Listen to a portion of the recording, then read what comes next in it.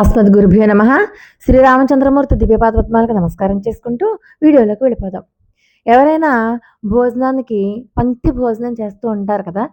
కొన్ని పండుగలలోనూ, పేరంటాల్లోనూ, ఇంకా గుళ్ళల్లోనూ, అన్నదానంలోనూ అలా పంక్తి భోజనం చేసేటప్పుడు ఎవరిని కూడా భోజనం నుంచి లేపేయకూడదు. ఇంకొక చోట కూర్చోండి అని కూడా లేపకూడదు. ఎక్కడైనా భోజనం పెడుతున్నాం కాబట్టి ఇక్కడ కాదు అక్కడ కూర్చోండి అని కూడా అనకూడదు. ఒక్కసారి భోజనానికి కూర్చున్నాక పూర్తిగా భోజనం చేశాకనే లేవాలి. సరే, ఇప్పుడు మన తులసీదాస్ వారు ఉన్నారు కదా, రామచరితమానస్ని రాశారు. ఆయన రామనామ మహిమను గురించి ఎలా చెప్పారో మనం ఈ వీడియోలో తెలుసుకుందాం. భక్త శిఖామణి శ్రీమద్ రామాయణ గ్రంథకర్త తులసీదాస్ వారు మఠంలో ఒక మధ్యాహ్న వేళ భోజనం చేస్తున్న సమయంలో భోజనాల బంతిలో కలకలం రేగింది. ఏంటి సంగతి అని తులసీదాస్ వారు అక్కడ వాళ్ళని అడిగారు. భోజన బంతిలో ఒక పాపాత్ముడు ఉన్నాడు. అతని సరసన కూర్చుని కనుక భోజనం చేసినట్లయితే మాకు పాపం చుట్టుకుంటుంది అంటూ భోజనాలు చేయడానికి కొందరు పెద్దలు తిరస్కరిస్తున్నారు అని చెప్పి కార్యకర్తలు చెప్పారు. పాపాత్ముడు అని చెప్పబడుతున్నటువంటి వ్యక్తిని నా దగ్గరికి తీసుకురండి అంటూ తన దగ్గరికి పిలిపించుకున్నారు. ఆయన, నాయన రామ్ రామ్ రామ్ అంటూ 3 సార్లు జపించు అన్నారు.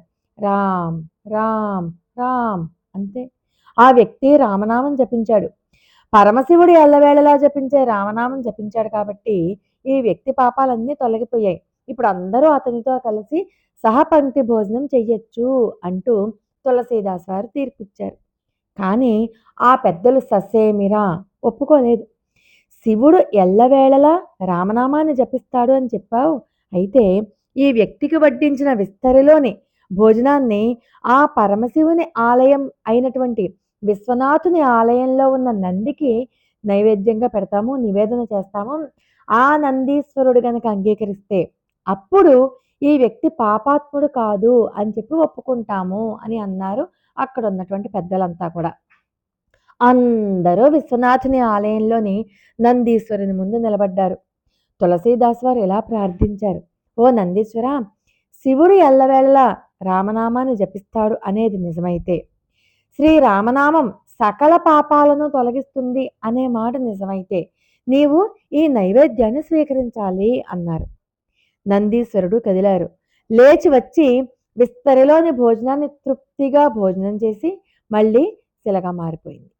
ఈ అద్భుతం చూసి తులసీదాసు వారిని శంకించిన వారంతా కూడా శిలలుగా నిలబడిపోయారు. ఈ కలికాలంలో శ్రీరామనామ స్మరణమే మానవుల దుఃఖాలను తీర్చే సన్మార్గం అని శ్రీ తులసీదాస్ వారు నిరూపించారు. శ్రీరామ రామ రామేతి రమే రామే మనోరమే సహస్రనామ తత్తుల్యం రామనామ వరాననే.